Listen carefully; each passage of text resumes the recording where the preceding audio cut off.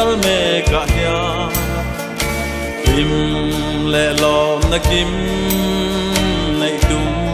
min kan be lom na fam kim nei tu reng don lovin in le ro thil dang kan the khol thi ma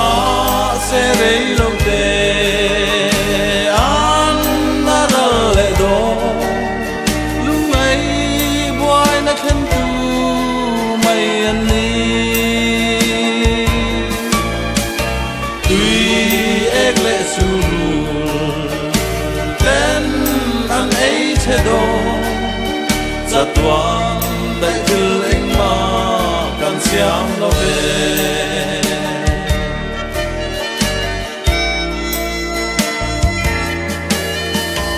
wai lệ mang an na lâu thêm trang in cha wan na zong in kan van ruai chi kan râu thil lệ kan râu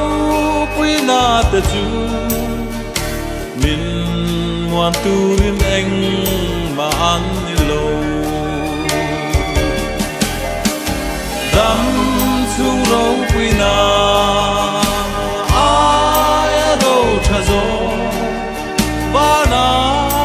râu i khol kho mang u o chu ta cha tuan in se thấy lâu tu i suan kan ta na bua sai si na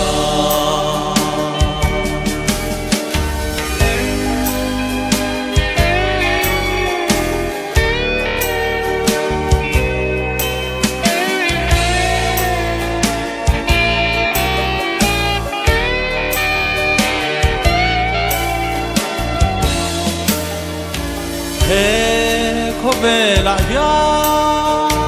anh mà này lo vin re thein đam su om mai la mu sit en dong le check so na te bo ka la lo lung oi na kim ka nei dam sung lei lo te a bong ra mai tu hi thak le ta ka karwa de lo ve en kim lal iswa ka nei ama a suan ka eng kim ma dam sung rei lo te a bong ra mai tu hi thak le ta ka karwa de lo ve en kim lal iswa ka nei ama a chuan ka eng